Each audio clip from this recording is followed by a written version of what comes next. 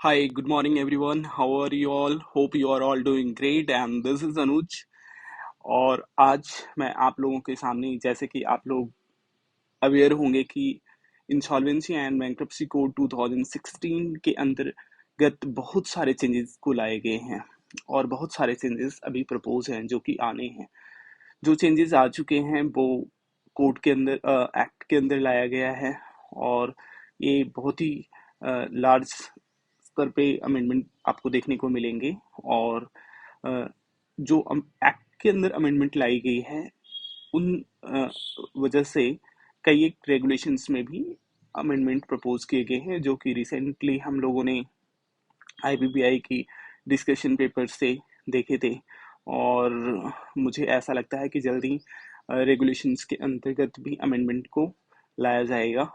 तो आज की जो हमारी ये वीडियो मैं आप लोगों के लिए रिकॉर्ड कर रहा हूँ, इसका पर्पस बस इतना है कि आप लोगों को एक ओवरव्यू मैं दे सकूं कि अमेंडमेंट किन किन सेक्शंस में लाया गया है, क्या प्रोविजंस है, अमेंडमेंट से पहले क्या प्रोविजन हुआ करता था और अमेंडमेंट के बाद क्या चीज़ें लाए गए हैं, क्या अमेंडमेंट हुआ है एंड उसका क्या इम्पैक्ट होने वाला है। एक टेबुलर फॉर्म में मैं चीज़ों को प्रेजेंट कर रहा हूँ and this table is going to help you lot when after watching this video you will read the amendment. तो इसका सिर्फ हमारी ये जो वीडियो है इसका पर्पस इतना ही है कि आपको किन किन सेक्शन में अमेंडमेंट आया है उसको बता सकूं और क्या पहले प्रोविजन था, क्या प्रोविजन हो चुके हैं और इसका क्या इम्पैक्ट होने वाला है। ठीक है, तो बहुत ही शॉर्ट छोटा सा वीडियो होगा बट इस वीडियो में मैं सारे के सारे सेक्शंस के अंतर्गत अमेंडमेंट के ऊपर बात करूंगा। उसके बाद मैं आपके लिए डिटेल्ड वीडियो लेकर के आऊंगा जो कि वीडियो थोड़ी बड़ी होगी बट इस वीडियो में मेरा पर्पस सिर्फ और सिर्फ ब्रीफ जानकारी आपको आपके साथ शेयर करना है। तो without wasting time let's go to the amendment. देखो, फर्स्ट ऑफ ऑल जो हमारा सेक्शन 3 है, जैसे कि आपको पता है सेक्शन 3 जो है वो डेफिनेशन सेक्शंस हैं और सेक्शन 3 के अंतर्गत जो डेफिनेशंस दी गई है that is applicable on entire code. ठीक है, पूरे के पूरे कोड के ऊपर डेफिनेशन ये एप्लीकेबल होती है सेक्शन 3 के अंतर्गत। ठीक है, तो सेक्शन 3 एंड सेक्शन आपको आइडिया होगा कि सेक्शन 3 और सेक्शन 5 दोनों ही सेक्शंस डेफिनेशन से डील करती है बट सेक्शन 3 की जो डेफिनेशन है पूरे कोड के ऊपर एप्लीकेबल है। बट सेक्शन 5 के अंतर्गत जो डेफिनेशन दी गई है that is applicable only on the insolvency resolution of and liquidation of the corporate person. ठीक है, तो सेक्शन 3 के अंतर्गत एक जो रजिस्टर्ड वैल्यूअर का डेफिनेशन था, ठीक है, रजिस्टर्ड वैल्यूअर की डेफिनेशन लाया गया है। अमेंडमेंट से पहले कोई डेफिनेशन नहीं हुआ करता था but after amendment post amendment definition of registered valuer को लाया गया है और इसमें ये बताया गया है कि कंपनीज एक्ट के अंतर्गत as you know companies act 2013 अभी हमारे कंट्री में इम्प्लीमेंट है। तो कंपनीज एक्ट के अंतर्गत जो डेफिनेशन दिया गया है वही डेफिनेशन यहाँ पे हम लोगों को कंसीडर करना है, पढ़ना है। ठीक है, इसके वजह से कि क्या कह सकते हैं कि क्लैरिटी बढ़ गई है। ठीक है, क्लैरिटी जो है वो इनहेंस हो गया है because the definitions whatever given in companies act will be applicable in insolvency and bankruptcy code, so this is the first amendment। Second amendment जो हमारा है सेक्शन 3 के अंतर्गत ही है और सिक्योरिटी इंटरेस्ट के ऊपर हमारे को क्लैरिटी देखने को मिलता है। पहले क्या हुआ करता था, सिक्योरिटी इंटरेस्ट के अंतर्गत जो बाई स्टैच्यूट सपोज करो कि जो कंपनीज एक्ट के अंतर्गत चार्ज क्रिएट होती है और उस चार्ज को क्रिएट करने के बाद जो एमसीए के ऊपर रजिस्टर्ड करते हैं वो तो आता ही आता था बट कोई स्पेसिफिक एक्ट के तहत किसी पर्टिकुलर डेट के लिए यदि सिक्योर्ड प्रेफरेंस की बात की गई है तो वहां पे भी बाय स्टैचूट भी वो क्रिएट हो जाता था, सिक्योरिटी इंटरेस्ट क्रिएट हो जाता था किसी एसेट्स में। जैसे कि आप कह सकते हो कि प्रोविडेंट फंड की ड्यूज है, इनको सिक्योर्ड डेट माना गया है और इनकी सिक्योरिटी इंटरेस्ट होती थी। ऐसा माना जाता है कि they are the secured and they will be having the preference over the secured assets. जो एसेट्स हैं उसके ऊपर इनकी फर्स्ट प्रायोरिटी होगा, मीन्स इनको सिक्योर्ड माना जाता है जैसे कि इनके अगेंस्ट में कोई सिक्योरिटी इंटरेस्ट क्रिएट की गई हो कंपनी के। तो ये प्रोविजन अभी तक हुआ करता था। ठीक है, जिसके वजह से बहुत ज़्यादा मतलब अनसर्टेनिटी होती थी रीजन की। जो एमसीए के ऊपर आपको चार्ज देखने को मिलता था जिस भी पर्सन के अगेंस्ट में। उसके अलावा स्टैट्यूटरी डिपार्टमेंट के भी चार्ज हो जाते थे, जैसे पीएफ का ड्यूज हो, और आप कह सकते हैं ईएसआई का ड्यूज हो गया, वैट का ड्यू है, ठीक है। तो इन सारे ड्यूज को एज अ सिक्योर्ड ट्रीट किया जाता था till now, but after amendment इस चीज को कंप्लीटली क्लैरिफाई किया गया कि नाउ द सिक्योरिटी इंटरेस्ट उसी का होगा जिसके फेवर में एमसीए के ऊपर चार्ज रजिस्टर की गई है, ठीक है। इससे क्या हो गया, अब now things are very clear, ठीक है।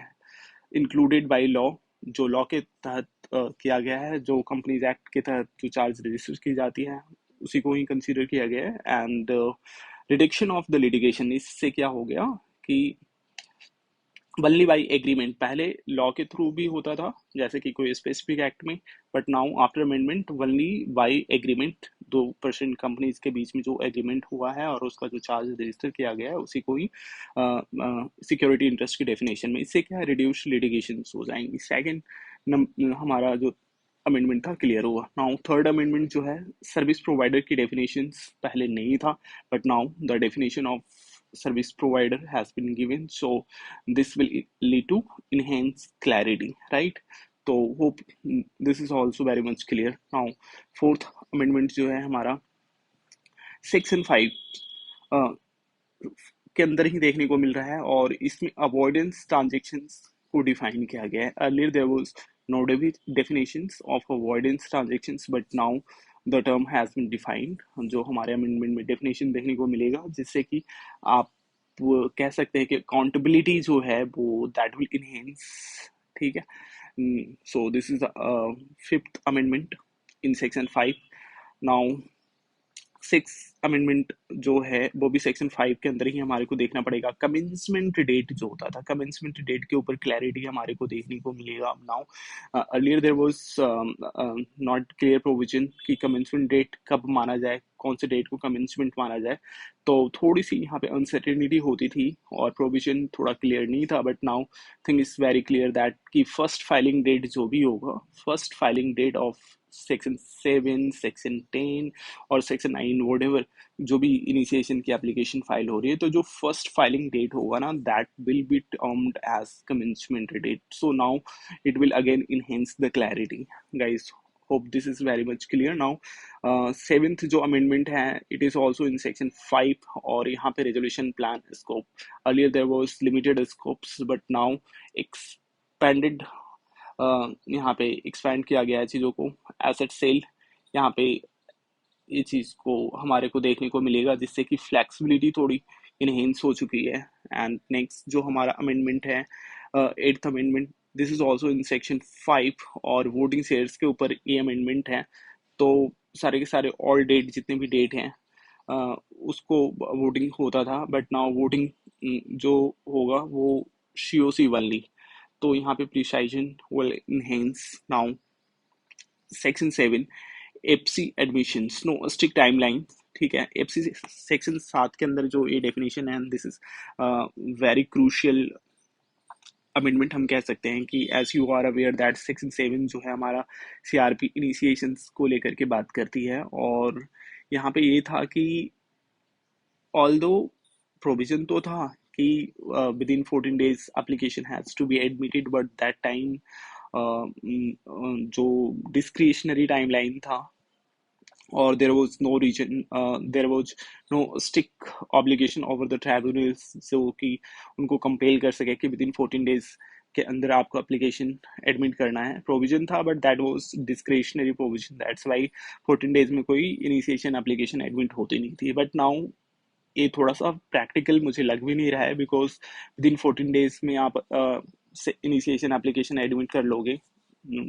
लेट्स सी क्या इसका इम्प्लीकेशन होता है, but still yes, now application if is not admitted within 14 days, then the tribunal will have to give a reason that why the application could not be admitted within 14 days of filing of the applications।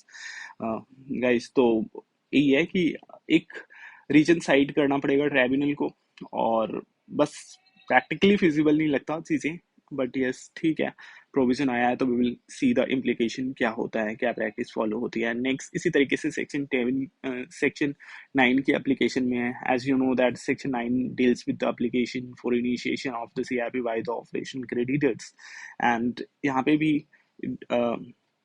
No delay reason की बात नहीं था, but यहाँ पे भी यही है कि if application is not admitted with in 14 days from the date of the filing, then again the region is to be cited by the tribunal। तो इससे भी थोड़ी सी टाइम लाइन इनहेंस हो जाएगा। तो this is again in section 9 amendment हमने देखा। Section 10 के अंदर क्या है, voluntary CRP, as you know that section 10 of the IBC which deals with the application for commencement of CRP by the corporate applicant, और इसको voluntary CRP के तौर पे भी कहा जाता है। और प्री अमेंडमेंट स्ट्रिक्ट चीज़ें थी, पोस्ट अमेंडमेंट चीज़ों को थोड़ा सा रिलैक्स्ड कर दिया गया है, रिलैक्स टाइमलाइन। और इससे क्या होगा, क्या रिलैक्स की गई है टाइमलाइन में, हम लोग डिटेल वीडियो बनाएंगे उसमें देखेंगे। बट यस, इससे क्या होगा, चीज़ें आसान हो गई हैं। We will check in detail जो हमारा वीडियो होगा उसमें यहाँ पे। तो इस वीडियो में सारे के सारे, because my target is to complete to have a very short discussion on all the amendment. तो अभी डिटेल में हम लोग बात नहीं करेंगे, but yes certainly I am going to have a very detail video on each and every sections के ऊपर हम लोग बात करेंगे। अगेन इन सेक्शन जो हमारा 12वीं अमेंडमेंट है, सेक्शन 11 के अंदर देखने को मिलते हैं, और एलिजिबिलिटी को लेकर के ये बात करता है। Eligibility, as you know that the section 11 which deals with the who can file the applications for initiation of the CRP, जो एलिजिबिलिटी फॉर फाइलिंग है। तो earlier there was limited eligibility criteria, but now the things has been expanded. तो broader scope जो है वो इसमें देखने को मिलेगा हमारे को। एंड अगेन 13th अमेंडमेंट जो है सेक्शन 12A के अंतर्गत हमारे को देखने को मिलेगा विड्रॉवल ऑफ एप्लीकेशंस। जो विड्रॉवल था, अर्लियर प्रोविजन ये था कि सीआरपी स्टार्ट होने के बाद at any point of time, either before constitution of COC, after constitution of the COC, we can go for the application for the withdrawal of जो भी है सेक्शन 7, सेक्शन 9 और 10 की एप्लीकेशन है। But now things very much clear. Any time withdrawal permissible था after voting, but now things has been restricted कि एक certain point के बाद हम लोग विड्रॉवल के लिए नहीं जा सकते। ठीक है, वो हम लोग देखेंगे कि कब कब वो है। वैसे कि RFRP इशू हो चुका है, ठीक है, UI और after constitutions and after issuance of RFRP, जो चीज़ें हैं यहाँ पे विड्रॉवल को प्रोहिबिट किया गया है। तो इसमें थोड़ी सी रेस्ट्रिक्शंस को इम्पोज किया गया है।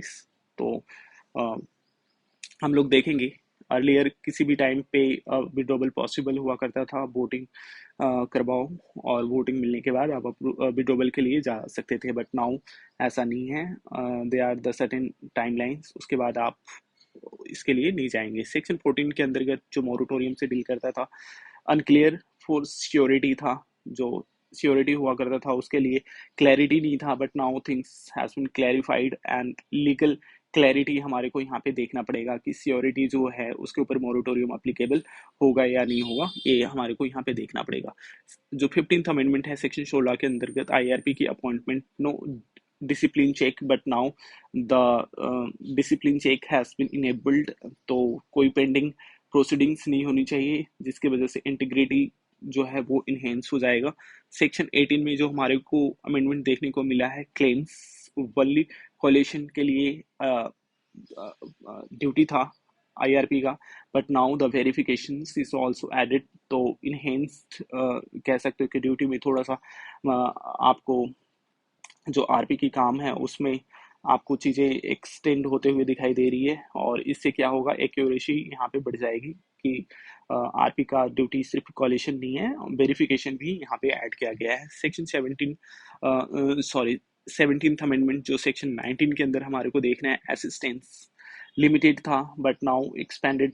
19 के अंदर जो कॉर्पोरेशन के लिए एप्लीकेशन फाइल की जाती थी, तो इसमें अर्लियर लिमिटेड स्कोप था, but now the scope of assistance has been completely enhanced. तो इससे क्या होगा कि एफिशिएंसी थोड़ा इंक्रीज हो जाएगी। सेक्शन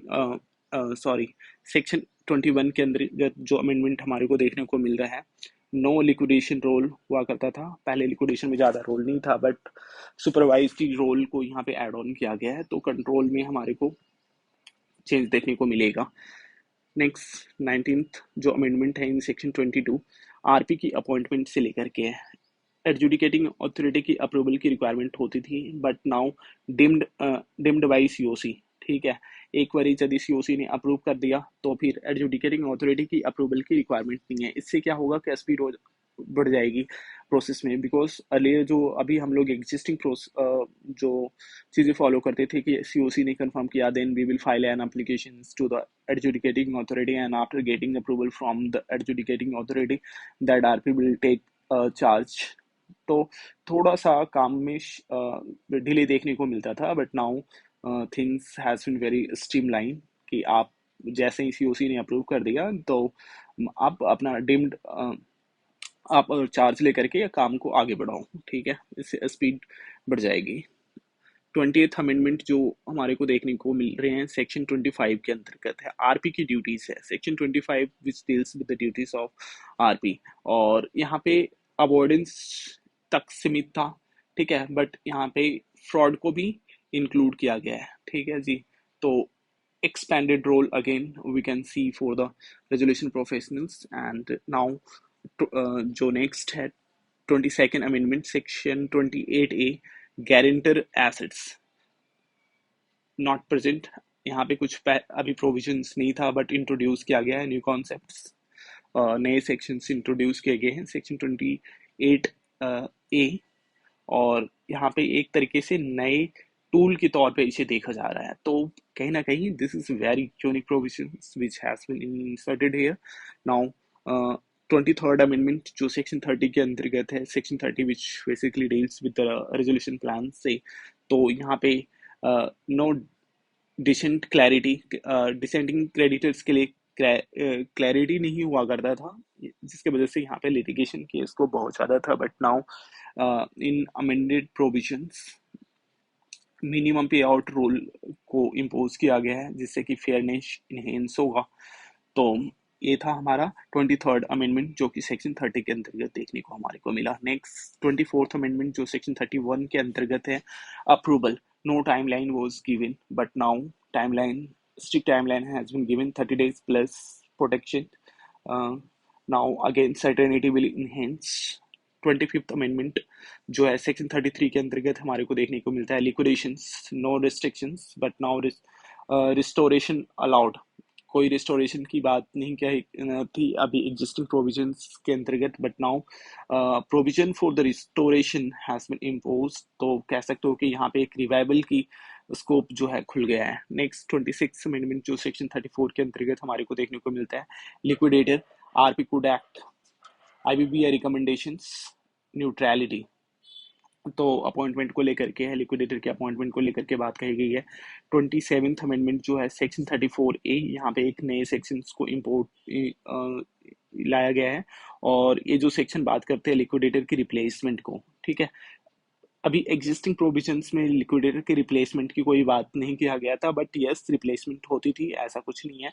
और जो न्यू अमेंडमेंट आए हैं अभी अमेंडमेंट के अंतर्गत रिप्लेसमेंट की प्रोविजंस दी गई है और नए सेक्शंस को इंसर्ट किए गए हैं, तो कंट्रोल इनहेंस हो जाएगी यहाँ पे।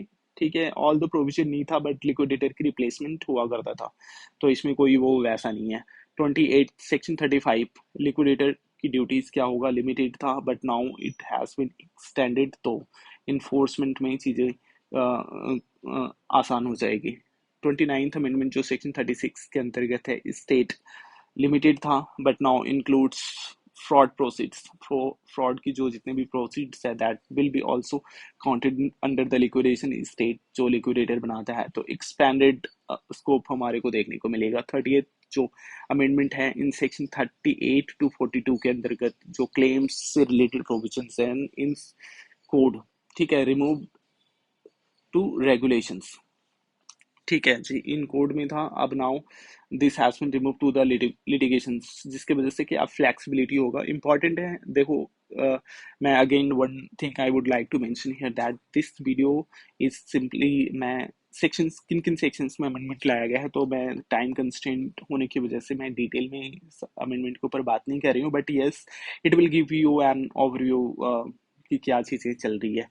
31 जो हमारा अमेंडमेंट है सेक्शन 43 के अंतर्गत है, प्रीफरेंशियल ट्रांजेक्शन से रिलेटेड, उसमें बेस्ड ऑन आईसीडी था, based on ICD now from initiation date से इसको हो गया था, जिससे इंसॉल्वेंसी कमेंसमेंट डेट से हुआ करता था, but now it is from the date of initiation. ठीक है, वाइडर स्कोप यहाँ पे है। 32nd अमेंडमेंट इन सेक्शन 46 देखना पड़ेगा, undervalued based on ICD again from initiation date से, तो कंसिस्टेंसी यहाँ पे हो गई। नेक्स्ट क्या है, 34th अमेंडमेंट सेक्शन 49 के अंतर्गत डिफ्रॉडिंग लिमिटेड था, यहाँ पे includes real related party, expanded rich. 35th amendment in section 50 extortionate, again same similar line पे है, आईसीडी से हुआ करता था, बट नाउ इनिशिएशन डेट से इसको काउंट किया जाएगा। नेक्स्ट 36 में क्या है, सेक्शन 52 में हमारे को अमेंडमेंट देखना है, secured creditors 30 days 14 days plus 66% coordinations. Now section 53, one of the very important section, जो हमारा मेरा फेवरेट सेक्शन 53, waterfall mechanisms। चीज़ें यहाँ पे अनसर्टेनिटी थी, क्लियर नहीं था, but now the things has been very much clarified, तो यहाँ पे आपको ट्रांसपेरेंसी देख इनहेंस होते हुए देखने को मिलेगा। Section 54 dissolutions, no timeline, but now timeline has been given और direct resolution has been also. अब ये था कि डायरेक्ट रेजोल्यूशन पॉसिबल नहीं हो पाता था, but now after CRP COC can recommend CD for the dissolution directly without going into the liquidation, but this existing provision क्या था कि CRP नहीं हुआ तो हमारे को liquidation में जाना है, and then we can go for the liquidation dissolutions, but now things has been changed, now directly from CRP company go to the dissolutions. तो एक बहुत ही मेजर चेंजेस को हमारे को देखने को मिलेगा, जो कि सेक्शन 54 के अंतर्गत इंट्रोड्यूस किए गए हैं। सेक्शन 54A में है PPIRP 66% threshold, now it has been enhanced to increase to 51% threshold is। 40th amendment हमारे को 44C में है, PPIRP applications प्रिस्क्राइब किया गया है, स्पेसिफाइड किया गया है फ्लेक्सिबिलिटी। 41st जो अमेंडमेंट है 54A में हमारे को देखना पड़ेगा पर्सनल लिमिटेड, बट नाउ नए अमेंडमेंट में एक्सटेंडेड देखना पड़ेगा, बेटर कंट्रोल होगी इससे। 54L ऑब्लिकेन PPIRP अप्रूवल लिमिटेड था, बट एक्सपैंडेड क्लैरिटी। उसके बाद चैप्टर 4 फास्ट ट्रैक प्रेजेंट अभी हुआ करता था, but now fast track insolvency को रिमूव कर दिया गया है, इससे की सिंप्लीफिकेशन हमारे को देखने को मिलेगा। नाउ 44th जो अमेंडमेंट है हमारे को 4A में देखने को मिलेगा, CIRPC नॉट प्रेजेंट, तो एक नया ही यूनिक कॉन्सेप्ट इंट्रोड्यूस किया गया है, क्रेडिटर इनिशिएटेड CIRP प्रोसेस, तो एक मेजर रिफॉर्म के तौर पे देखा जा रहा है। ठीक है, we will be having a very detail discussion on कि CIRPC क्या है ये, और creditor initiated insolvency resolution process क्या है और इसके क्या फ़ायदे होने वाले हैं, तमाम चीज़ों को हमारे को देखना है, बट स्टिल अभी इन्फोर्स चीज़ें नहीं हुआ है, because we have to just wait for the regulation आते हैं, चीज़ों को इम्प्लीमेंट किया जाएगा, बट स्टिल या बहुत ही यूनिक चीज़ हमारे को देखने को मिलेगा। Yes we can say that कि ऐसे प्रोविजंस देश अलग अलग कंट्रीज में अभी फॉलो किए जा रहे हैं, एंड हमारे कंट्री में अभी इसको लाया जा रहा है, तो just we will be having discussion on this as well.